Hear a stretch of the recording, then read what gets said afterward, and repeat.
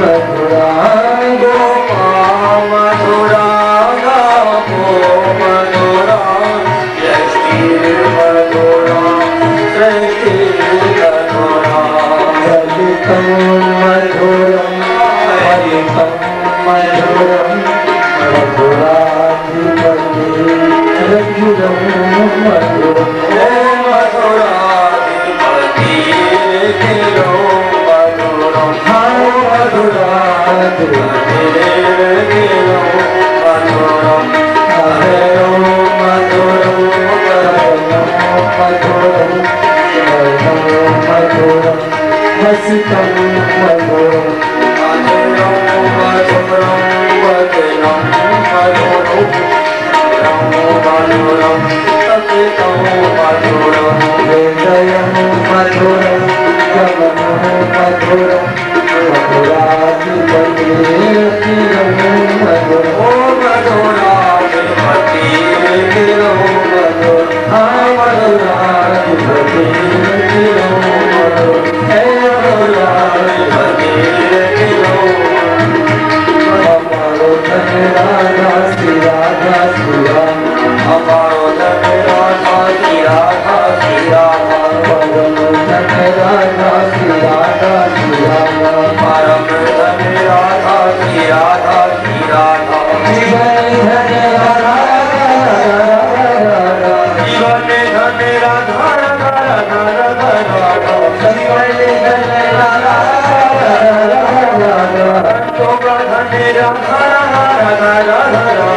हमारो धन राधा श्री राधा श्री राधा हमारो धन राधा श्री राधा श्री राधा परम धन राधा श्री राधा श्री राधा परम धन राधा श्री राधा श्री राधा सत्तो धन राधा श्री राधा श्री राधा श्री राधे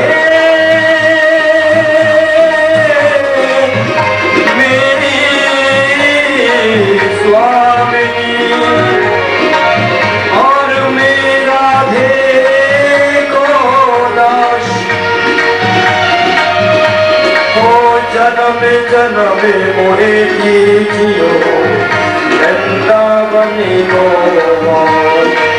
राधे मेरी बात है राधे मेरी बात है और पिता मेरे घनश्याम इन दोनों के चरण में बारंबार प्रणाम परम धन राधा राधा राधा राधा धन राधा राधा राधा राधा राधा जीवन धन राधा राधा राधा राधा राधा जीवन धन राधा राधा राधा राधा हमारो धन राधा श्री राधा श्री राधा हमारो धन राधा श्री राधा श्री राधा हमारो धन राधा श्री राधा श्री राधा हमारो धन राधा श्री राधा श्री राधा हमारो धन राधा श्री राधा श्री राधा हमारो भैया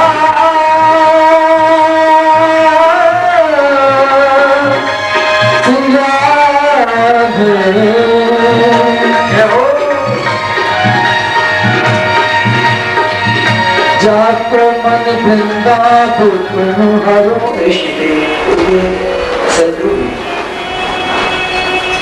कामस्तु वासुदेवांश श्रीमान सुखदेव जी कहते हैं कामदेव भगवान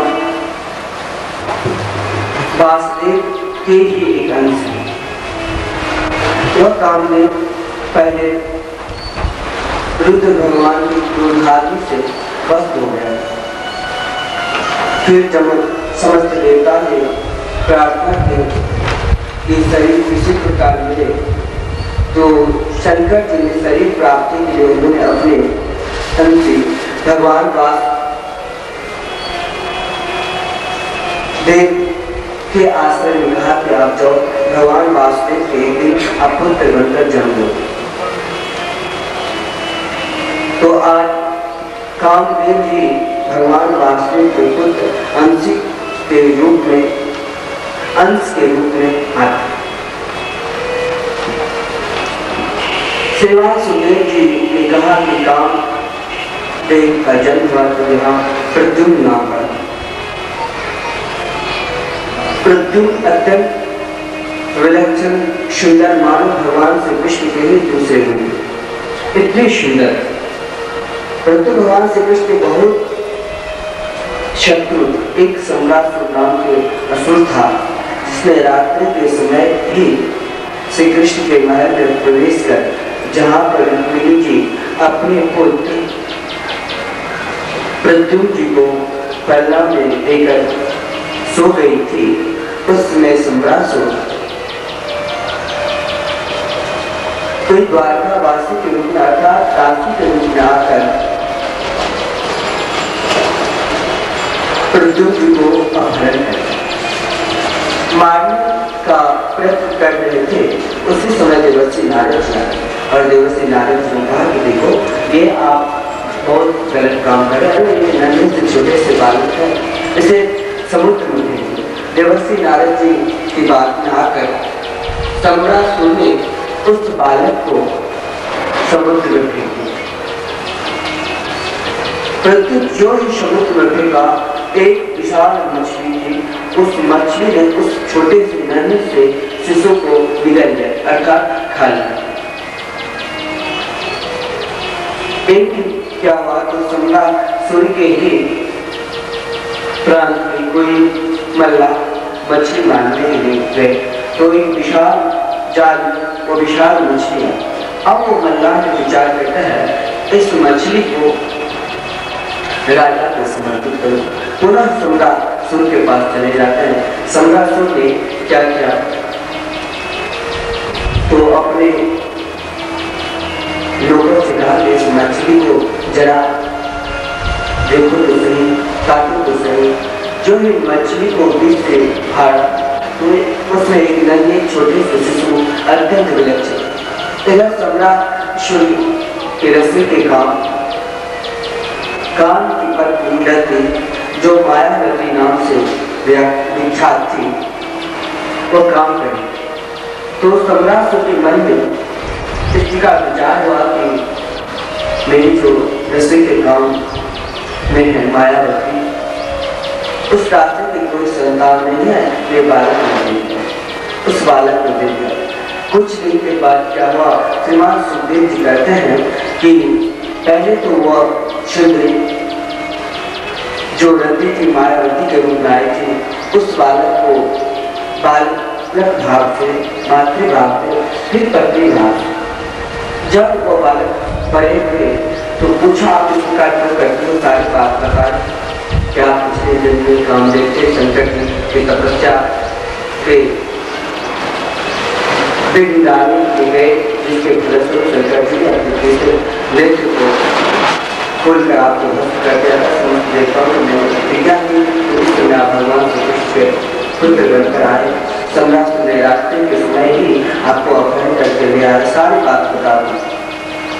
और वो मायावती समस्त विद्या में निपुण थी, जितनी महामाया नाम की विद्या समस्त विद्या में निपुण थे, वो समस्त विद्या प्रद्युम्न जी को देगा। अब प्रद्युम्न जी सम्राट सूर्य के साथ युद्ध करने के लिए गए।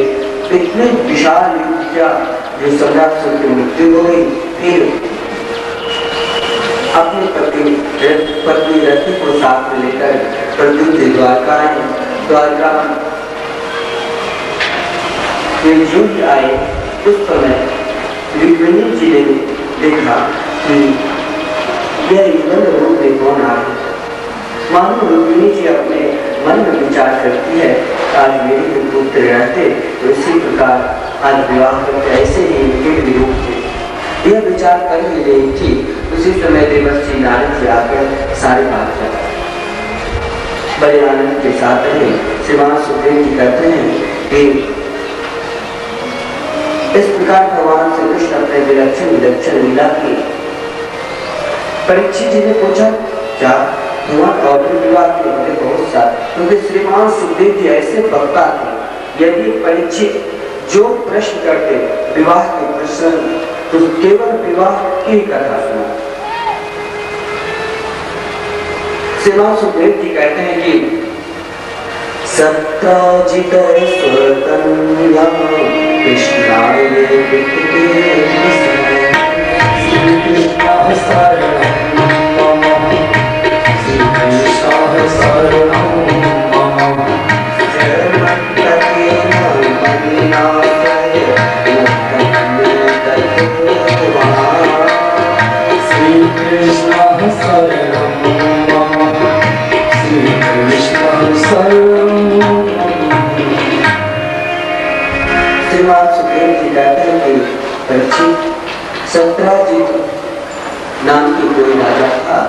जो राजा तो नहीं थे, फिर भी अपने आप को राजा माना, द्वारका में निवास करते थे और 17 जी भगवान श्री कृष्ण के ऊपर झूठा कलंक लगाया। उस अपराध के मार्जन के लिए जो उनके पास एक विलक्षण समंत्र मणि थी, उस मणि को अपना मानता, जिसके कारण भगवान श्री कृष्ण के दूसरे विवाह सत्यभामा के साथ। जो ही ये बात बताई, श्रीमान परीक्षित जी ने पूछा कि भगवान आप तो अपनी संक्षिप्त में बता दिया, क्या बात? श्रीमान सुखदेव जी कहते हैं कि एक माता पत्नी सके समझे माँ दुर्गा जी की आराधना करें। 28 दिन तक जब भयंकर युद्ध चला तो भगवान ने अपने मुष्टि प्रहार किया जामवंत के ऊपर। जामवंत के ऊपर जो ही मुष्टि प्रहार की, जामवंत को मुच्छा।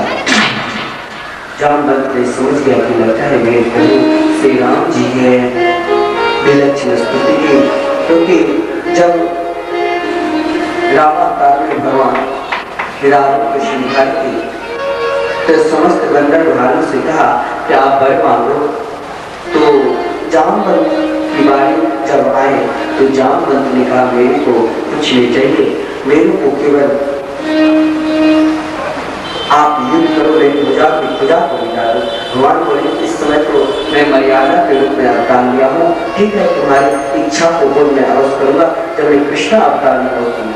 वही जामवंत है, जामवंत ने विलक्षण स्तुति की, प्रभु आपको मेरे त्यागन स्वीकार हो। आज जामवंत की इच्छा पूर्ण की। इधर जामवंत कहते प्रभु ये मणि भी लो और मणि के साथ साथ मेरी बेटी जो है इस बेटी को भी आप लो। और हम अब भजन पूजन करेंगे। भगवान के दूसरे विवाह जामवंत के स्थान पर श्रीमान सुखदेव जी कहते हैं कि इस प्रकार द्वारका आए। द्वारका में समस्त द्वारकावासी अब 17 जी की निंदा करने लगे। महाविष्ट है भगवान के ऊपर झूठे कलंक लगा।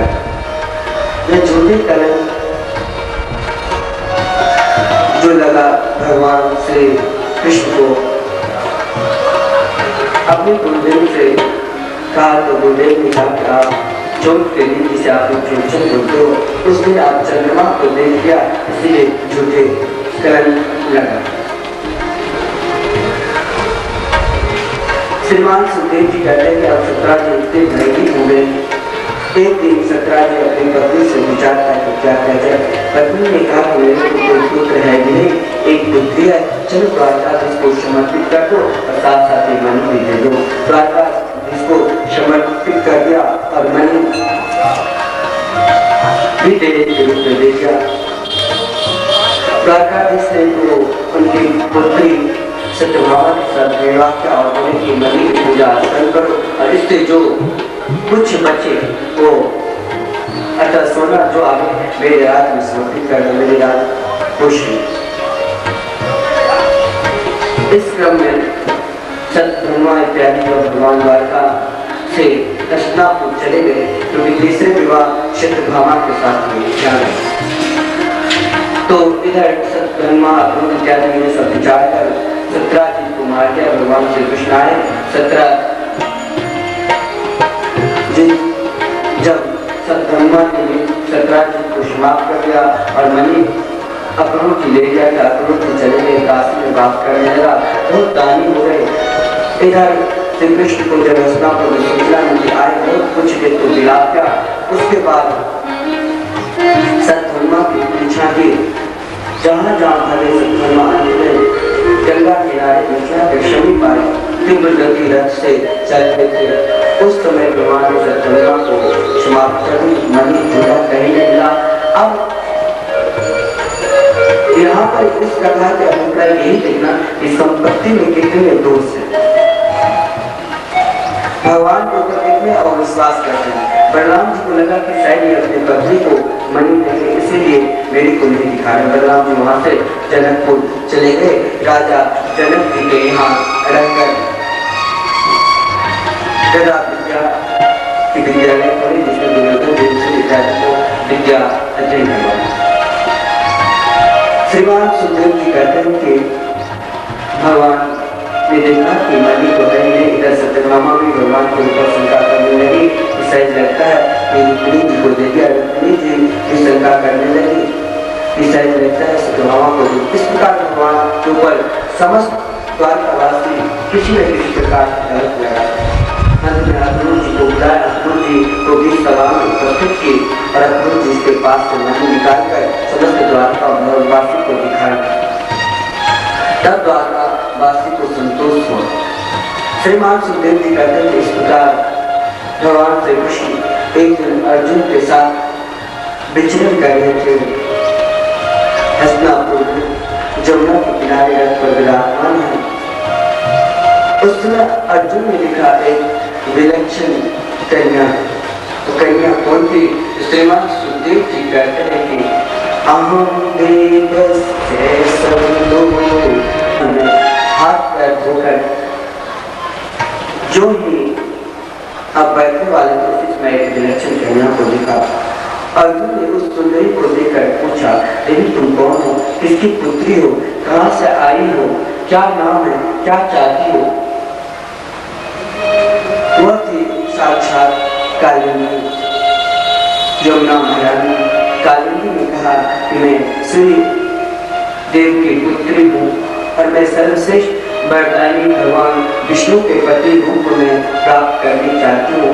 इसीलिए मैंने कठोर तपस्या की, भयंकर तपस्या की थी जो भुवनवास सूर्य ने दर्शन दिया कालिंदी को। तो कालिंदी ने कहा कि पिताजी मुझे कुछ नहीं चाहिए, केवल चाहिए तो श्री कृष्ण पति के रूप में। तो एक विशाल महल दे दी और कहा जिस दिन यह महल जमुना जी में समाप्त हो जाएंगे उसी दिन श्री कृष्ण पति के रूप में प्राप्त हो। तो आज कठोर तपस्या तब आज महल समाप्त हुए तो बैठी हुई है श्री कृष्ण की शिक्षा में। अर्जुन से केवल यही कहते ही है कि मुझे श्री कृष्ण चाहिए। फिर द्वारका आकर भगवान श्री कृष्ण के चौथे विवाह कालिंदी के साथ हुआ, बड़े धूमधाम के साथ। श्रीमान सुखदेव जी कहते हैं कि इस प्रकार पांचवें विवाह उज्जैन नगरी में रहने वाले एक बिंद नाम के कोई राजा था, बिंद और बिंद। वो चाहता था कि मैं अपनी बहन की विवाह दुर्योधन के साथ कराऊं, परंतु उनकी बहन अनेक भक्ता थी। वो चाहती थी कि मैं अपनी विवाह द्वारकाधीश के साथ करूं। द्वारकाधीश को पत्र लिखा जैसे रुक्मिणी ने पत्र लिखी थी। उस पत्र को सुनकर द्वारकाधीश पहुंचे और मित्र वृंदा को हरण करके लाए। इस प्रकार पांचवें विवाह मित्र वृंदा के साथ हुए। श्रीमान सुखदेव जी कहते हैं कि भगवान श्री कृष्ण के बहुत विवाह हुए। एक कौशल देश के कोई राजा था, उनकी पुत्री सत्या अत्यंत विलक्षण सुंदरी। अब उस राजा ने प्रतिज्ञा कर दी थी, उनके पास 7 बैल थे और 10,000 हाथियों के बल वाले बैल। अब उसने प्रतिज्ञा की थी जो इन 7 बैलों को एक साथ नाप देंगे, नकेल पहना देंगे, उन्हीं के साथ मैं अपनी पुत्री को विवाह करूं। जब मैंने ये प्रसंग पढ़ा तो अपने गुरु जी से बताया, जिसमें भागवत गीता कि गुरु जी शायद पहले के राजा अत्यंत मूर्ख थे। तो अब वो राजा ऐसी प्रतिज्ञा क्यों की जो 7 बैल एक साथ नाप देंगे, उसी के साथ मैं अपनी पुत्री को विवाह करूंगा। मेरे को तो लगता बहुत मूर्ख है।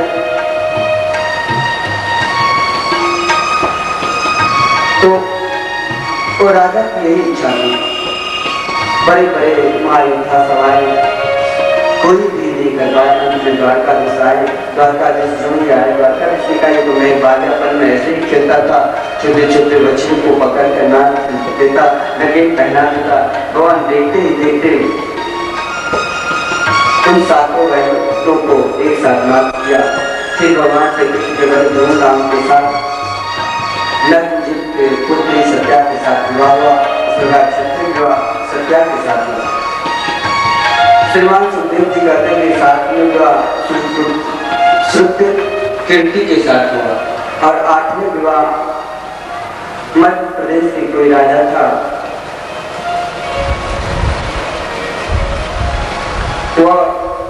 अत्यंत उनकी पुत्री सुंदर थी, लक्ष्मणा नाम की थी।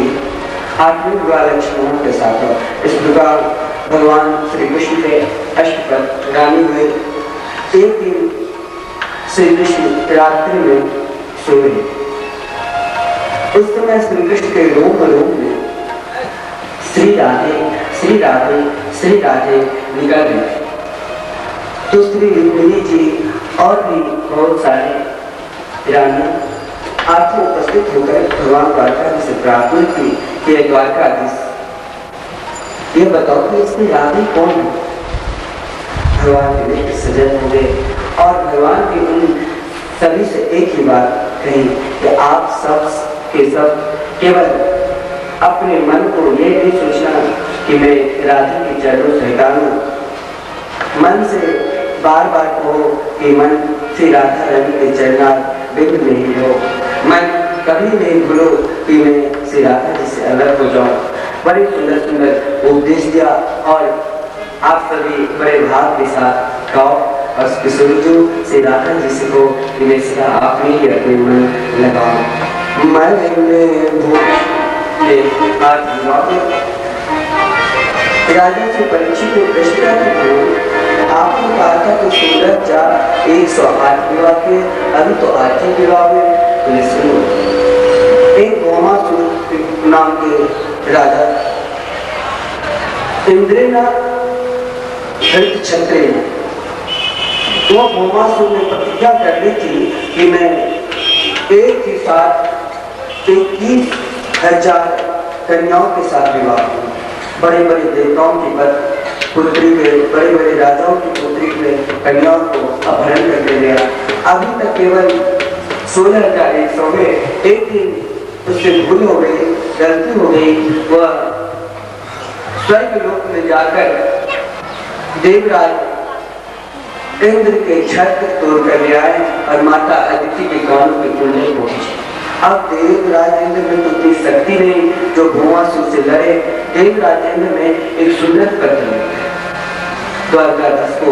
द्वारकाधीश ने जो है इस पत्र को श्रवण की पढ़ा तो अपनी पत्नी सत्यभामा के साथ भौमासुर की नगरी में आक्रमण किया। भौमासुर की नगरी विशाल नगरी थी जिसमें कई प्रकार के भयंकर भयंकर द्वार, समस्त द्वार को तोड़ते हुए भगवान श्री कृष्ण आगे बढ़े। विशाल युद्ध हुआ, मानो भगवान श्री कृष्ण की मूर्छा अवस्था हो गई। अब सत्यभामा जी को बहुत क्रोध आई। सत्यभामा जी कहती ये क्या आप करते हो, चाहे इस दुष्ट को मारो चाहे मुझे मारने दो। जो ही सत्यभामा जी कही कि इसे मारने दो और या आप मारो या मुझे मारो, भगवान से करो मारो। तब भगवान श्री कृष्ण ने भौमासुर को संहार किया। अब यहाँ पर 16,100 रानियां बड़े बड़े घर की राजकुमारी थी, उस कैद में बंद थी, सभी को कैद से निकाला। अब यहाँ पर एक आधार पर उसने राक्षसी विवाह उसे कर दिया था, अर्थात अपहरण करके लाए थे, कैद में बंद कर दिया। बड़े बड़े विद्वान को बुलाकर भगवान ने कहा अपने लोगों की तो माता पिता स्वीकार नहीं करेंगे, यदि इस प्रकार छोड़ दिया जाए तो इस पृथ्वी पर और पाप बढ़ेंगे। तो समस्त ब्राह्मण ने प्रभु से प्रार्थना की, प्रभु आप सब समर्थ हो, आप सब समर्थ कुछ कर सकते हैं। भगवान ने कहा ठीक है। उन 16,100 रानियों को द्वारका भेज दिया। इधर माता अदिति की कानों के कुंडल और देवराज इंद्र के छत समर्पित करने के लिए गया। जो ही देवराज इंद्र के छत समर्पित की, माता अदिति के कानों के कुंडल एक आदित्य सुरक्षा से पूजन। इधर सत्यभामा इंद्र की पत्नी सची के पास गई। सची ने थोड़ा सा अपमान कर दिया। अपने तो विशाल सिंहासन पर बैठी थी और सत्यभामा के लिए उसे थोड़ा सा नीचा सिंहासन पर बैठे हुए थे। जब दासी फूल लाई तो कल्प वृक्ष को फूल कर देकर सच्ची कहती है ये मृत्यु लोक से आई है, मृत्यु लोक की स्त्रियां इस फूल के अधिकारी नहीं। सत्यभामा को बहुत क्रोध आया कि मेरे कारण तो आज खुशी में है और मुझे इस तरह अपमान करते हैं। फिर भगवान श्री कृष्ण से कहा, भगवान श्री कृष्ण ने तुरंत वहां से चल गया और सत्यभामा जी की इच्छा हो गई कल्प वृक्ष भी ले लूं। कल्प वृक्ष लिया, देवता का आक्रमण की सच्ची के कहने पर देखते ही देखते समस्त देवताओं को मोक्षावस्था में कर दी। बड़े आनंद के साथ द्वारका पहुंचे। अब सच्ची अत्यंत घबरा गई, अपने पिता के पास गए।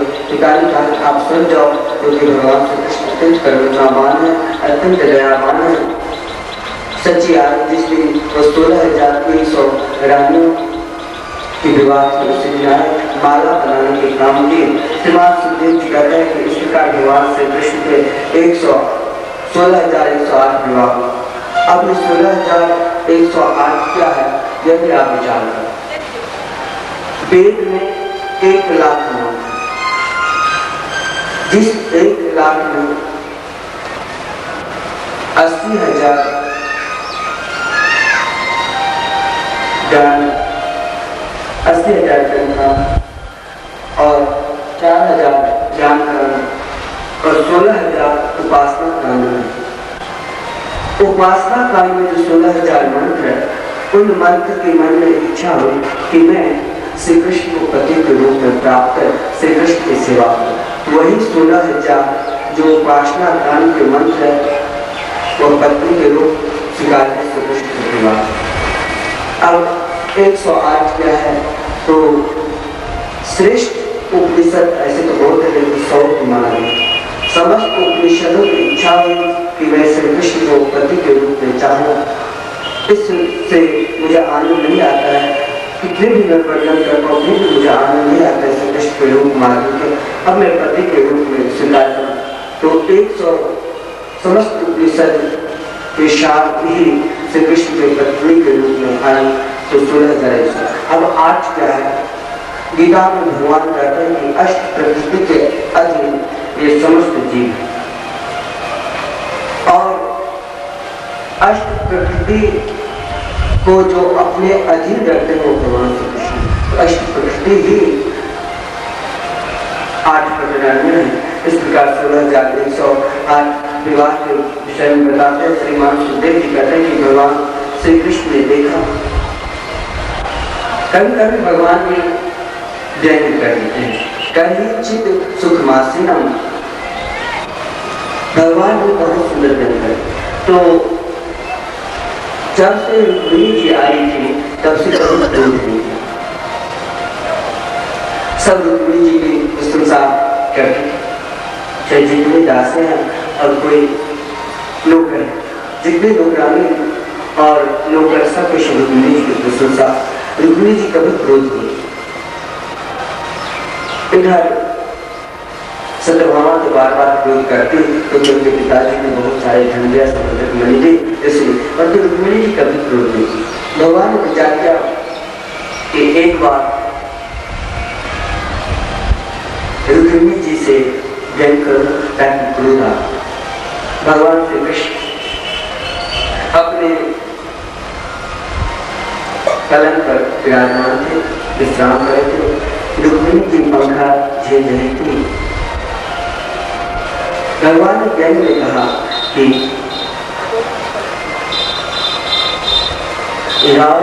राजा पुत्री सीता पुत्र लोग बाल विभूति थी। देवी आपको बड़े घर के राजू कुमारी नरपति लोकपाल के समान उत्तर संपत्ति है और आपने मुझसे क्यों विवाह किया? मैं बिल्कुल खाली गौरव का हूँ, अभी भी कुछ नहीं। अब देखिए रुक्मिणी के पुत्र हो चुके थे अंधु। उस समय भगवान व्यंग करें आज के पति यदि इस समय अपनी पत्नी से विवाह व्यंग करे कि आप जाओ, अभी भी कुछ एक विग्रह है, दूसरे से विवाह कर लो, शायद मेरे को लगता है पति को ठिकाना पर लगा देंगे, मध्य को फोड़ देंगे। रुक्मिणी जी तनिक भी क्रोध नहीं की। इधर कहते हैं भगवान श्री कृष्ण के देखो अभी भी कुछ नहीं हुआ है, मैं तो समुद्र के अंदर रहने वाला हूँ और सुस्वाद बड़े बड़े राजा है, मुझे तो कोई राजा मानते भी नहीं, आप अभी भी चले जाओ सुस्वाद के साथ विवाह करो। फिर कहा कि देखो मैं तो अत्यंत काले हूँ और इस काले पूर्णता को देखकर आपने क्यों इस प्रकार मोह सोनी क्यों पत्र लिखा। इस प्रकार कई तरह के व्यंग करते हैं भगवान श्री कृष्ण। इतने व्यंग क्या जो रुक्मिणी की अत्यंत मूर्छा अवस्था में आ गई।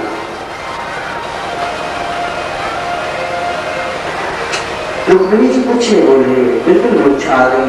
अंत में भगवान श्री कृष्ण ने रुक्मिणी जी को उठाए और कहा कि अयं हि परिमोलाभो वेस्तु वेमे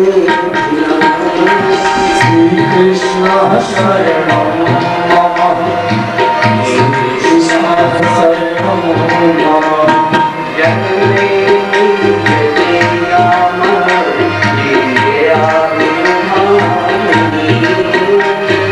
श्री कृष्ण शरणं मम, श्री कृष्ण शरणं मम। जब रुक्मिणी अत्यंत मूर्छा अवस्था में आ गई, भगवान श्री कृष्ण जो भी बताया कि आप चले जाओ। रुक्मिणी जी इतनी भयभीत हो गई, शायद मुझसे कौन सी गलती हो गई जो आप श्याम सुंदर त्यागने के लिए तैयार है। रुक्मिणी जी के मूर्छा अवस्था में देखिए भागवत जी में 3 जगह अयं परमोलाभ के शब्द का प्रयोग है। एक तो यहाँ पर श्री कृष्ण कहता है कि देवी परम प्रिय सुंदरी, घर के काम धंधों में रात दिन रहने वाले गृहस्थ के लिए थोड़ा अपने पत्नी के साथ, अपने अंगनी के साथ हास परिहास करते हुए कुछ घड़ियां सुख से मिलते। अयं ही परमो लाभ वे स्वरूप में गृहस्थ पति अपने पत्नी से व्यंग करे। इधर जब आगे कथा होगी, सुदामा जी से जब कहेंगे उनकी पत्नी कि जाओ जाओ, तो सुदामा जी एक ही शब्द सुनते, अयं ही परमो लाभ उत्तम श्लोक दर्शन। जीवन का श्रेष्ठ लाभ एक ही है, जो उत्तम श्लोक भगवान का दर्शन। मार्कंडेय जी जब भगवान शिव जी के दर्शन करते हैं तो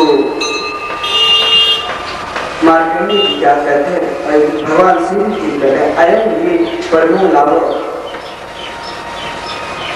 अयं ही परमो लाभ निर्नाम साधु दर्शन। जीवन के सर्वश्रेष्ठ लाभ है साधु संतों के दर्शन। तो भागवत में 3 ही जगह परम लाभ के विषय में श्लोक पढ़ना 3 दिन।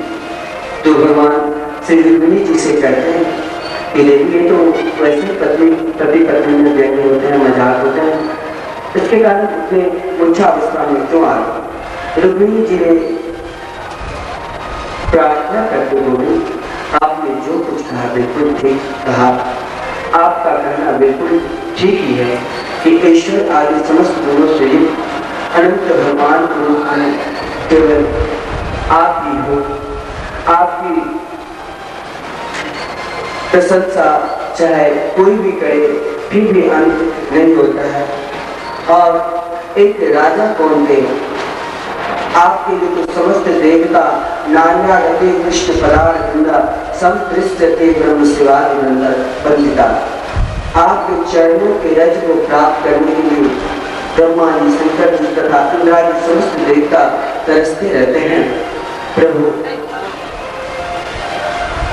आप जब काला हो तो इस काले रंग पर तो समस्त दुनिया मर जाती है, और यदि गोरे होते तब क्या करते। अत्यंत भाव में रुक्मिणी जी कहती है कि इसमें रुक्मिणी जी ब्रज की गोपियों के लिए आती कि जब आप माखन चुरा लेते हो तो कभी अपने भक्त को सपने में भी आकर दर्शन देते हो। आप तो अत्यंत निराला हो मेरे गोपाल, आप तो अत्यंत निराला हो। इस प्रकार रुक्मिणी जी बार बार करती है। और रुक्मिणी जी कहते कि आप कहते हो कि किसी साधु संत कोई भिखारी के मुख से आपने मेरी प्रशंसा श्रवण कर ली, तो उन भिखारी की प्रशंसा सुनकर आप मेरे पास पत्र लिखे।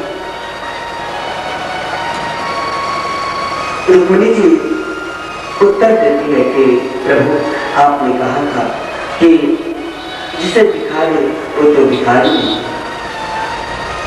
साधु संत अर्थात उनके पास क्या है। देवर्षि नारद जी ने द्वारकाधीश के ऊपर प्रशंसा कहकर सुना। रुक्मिणी जी कहती कि प्रभु उनके जीवन में तो केवल आप ही हो, आप ही उनकी संपत्ति हो, आप ही सब कुछ हो, आपके लिए ही तरसते हैं। संत के लिए श्रेष्ठ धन है तो केवल नाम, आपके मंगल में नाम। संत सब कुछ दुनिया के त्याग सकते हैं, परंतु गोविंद आपको गोपाल कभी नहीं त्याग सकते हैं। इस भाव को वृंदावन के रसिक लोग अति भाव में गाते हैं कि मेरा गोपाल अत्यंत निराला है। मेरा गोपाल गिरधारी जवानी निराला है। मेरा गोपाल गिरधारी जवानी निराला है। मेरा गोपाल गिरधारी जवानी निराला है। गोपाल गिरधारी जवानी निराला है। रंगीला है, रसीला है, गोरा है, काला है। रंगीला है, रसीला है, ना गोरा है ना काला है। मेरा गोपाल गिरधारी जवानी से निराला है। मेरा गोपाल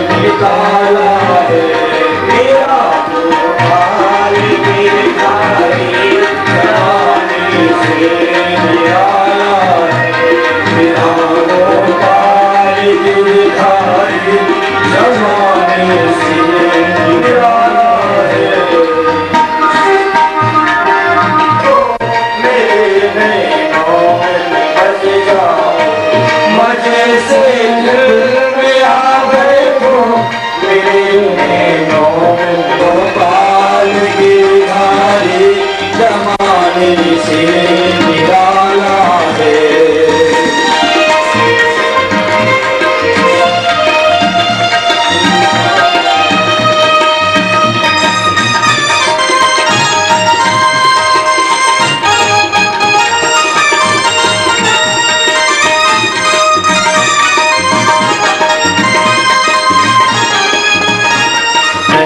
बनता हमारे साथ।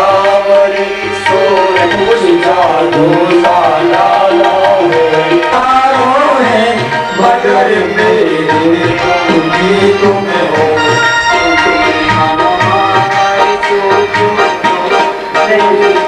सुनने वाला है तुम्हारी सोच सुनने वाला है मेरा गोपाल गिरधारी जमाने से निराला है मेरा गोपाल गिरधारी जमाने से निराला है मेरा गोपाल गिरधारी जमाने से निराला है जमाने से निराला है जमाने से निराला है जमाने से निराला है। श्री वृंदावन बिहारी लाल की जय। जो सहेली उषा थी उषा को सो गया। उषा ने अनिरुद्ध के साथ गंधर्व में विवाह किया। इधर कोई मंत्री ने देखा तो राजा को सूचना दी 1200 को सहस्त्र हो जाए 1000। 1200 ने जब भगवान शिव की आराधना करते थे तो डमरू जो बजाते थे तो 1 भुजा 2 भुजा से बिल्कुल आनंद नहीं मिलता। भगवान शिव इतने प्रसन्न हुए जो 1200 को सहस्त्र भुजा दे दिया। अब 1200 इतने दुष्ट निकले जो भगवान शिव से युद्ध करने के लिए कहा। भगवान शिव ने कहा दुष्ट मुझसे ही वर प्राप्त कर, आप मुझसे युद्ध करना चाहते हो तो 1 भुजा देंगे और कहा जिस दिन ये भुजा गिर जाएंगे उसी दिन आपके समाज को युद्ध मिल जाएगा। आज 1200 ने देखा जो सूचना मिली कि आपकी पुत्री लगता है किसी के साथ विवाह कर लिया तो ध्वजा की तरफ देखा, ध्वजा नीचे गिर गई। अब 1200 को तो मन में बहुत आनंद भी हुआ, चलो अब कोई युद्ध करने वाला योद्धा मिलने वाला। इधर लाखों सैनिक को भेज दिया जाओ से समाप्त कर दो। देखते ही देखते अनिरुद्ध जी सभी को समाप्त कर दिया। अंत में बाणासुर आए और अनिरुद्ध जी को पकड़कर कारागार में बंद कर दिया। ये सूचना बहुत दिन के बाद द्वारकाधीश को मिले। द्वारकाधीश प्रद्युम्न और भी बहुत द्वारकावासी आए युद्ध करने के लिए। भयंकर युद्ध हुआ। शिव जी मानो बाणासुर के पक्ष लेकर युद्ध कर रहे हैं। भगवान ने कहा कि शिवजी ने तो ठीक नहीं, तो मेरे अनिल भक्त है तो हम अपने जम्भास्त्र से प्रयोग किया। जिस जम्भास्त्र के प्रयोग से शिवजी जम्भाई लेते हुए रणभूमि से युद्धभूमि से बाहर आए। इधर अपने चक्र सुदर्शन को आदेश दी कि बाणासुर के समस्त भुजाओं को काट दो। 4 भुजा छोड़ो। जो ही भुजा समस्त भुजाओं को काट दिया 4 भुजा बची। उसमें शिवजी आए बोले भगवान मैंने तो इनको वर दे रखा हूँ अमर वर, आप से मार दी। भगवान ने कहा कि मैं भी तो वर दे चुका हूँ उनके पूर्वज को। राजा बलि के पुत्र थे बाणासुर। प्रहलाद जी को इनके वंश में आपने किसी को नहीं मारा। इस प्रकार श्रीमान सुखदेव जी कहते हैं कि फिर बाणासुर विलक्षण स्तुति की। फिर अनिरुद्ध के साथ विवाह हुए। अत्यंत विलक्षण विवाह में बहुत सारे धन दिया। श्री कृष्ण के पुत्र अनिरुद्ध के दूसरे विवाह बाणासुर की पुत्री उषा के साथ। श्रीमान सुखदेव जी कहते हैं कि इस प्रकार भगवान अपने विलक्षण विलक्षण लीला की। एक बार देवर्षि नारद जी ने विचार किया कि भगवान श्री कृष्ण के पास 16,108 रानी है और उतनी पत्नी के बीच में रहकर श्री कृष्ण कैसे रहते।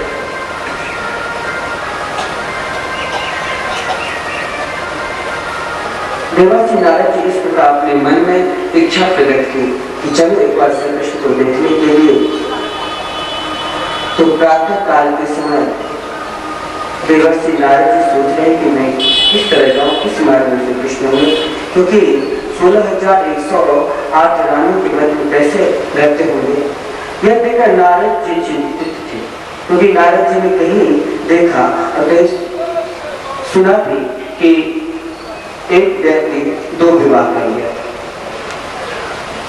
वह क्या हुआ, उनकी दोनों पत्नी अति सुंदरी थी। अब वो कहीं चला जाता बाहर पैसा कमाने के लिए।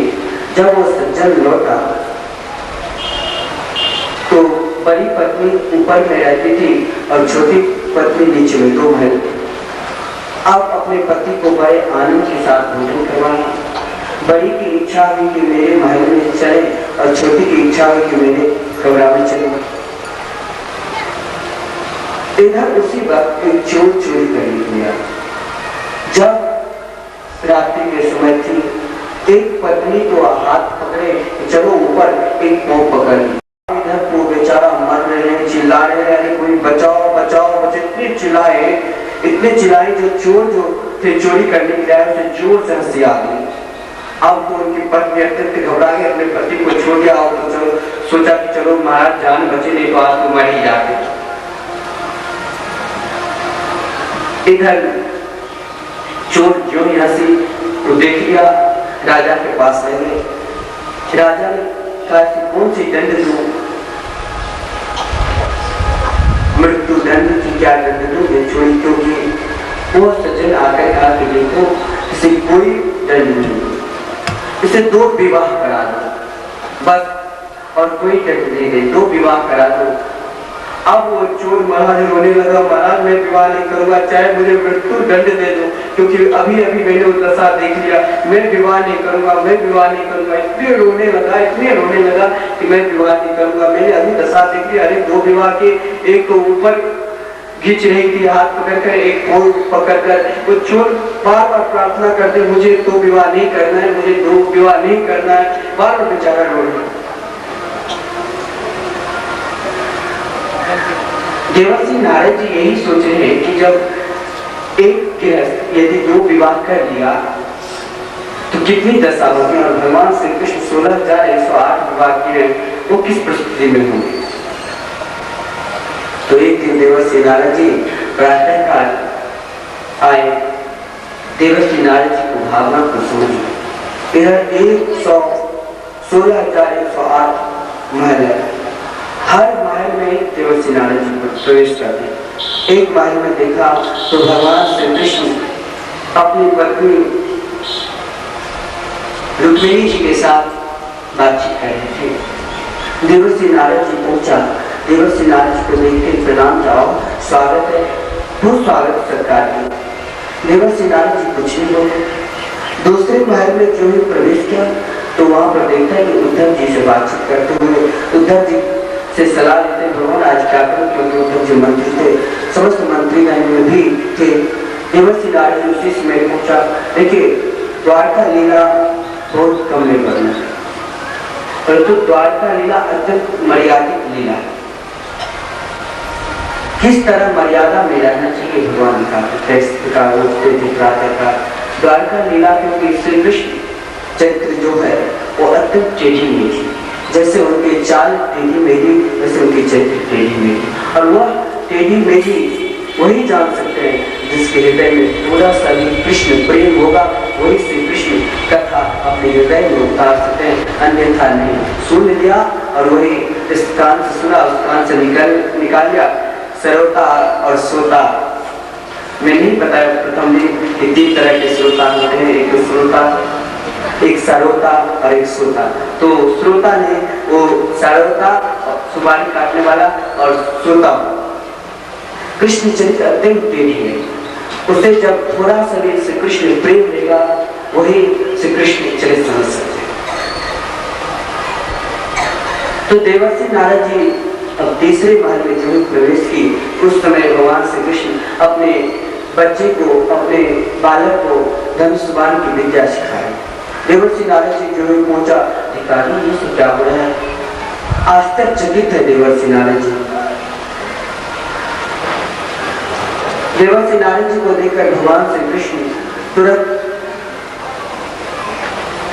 अपने पुत्र को धनुष बाण सिखाना बंद कर देवर्षि नारद जी को स्वागत करते हैं। चाहिए देवर्षि नारद जी सब कुशल है ना। इस प्रकार देवर्षि नारद जी आश्चर्यचकित हुए। श्रीमान सुखदेव जी कहते हैं कि इसी प्रकार चौथे महल में प्रवेश किया तो वहां भगवान श्री कृष्ण विश्राम कर रहे थे।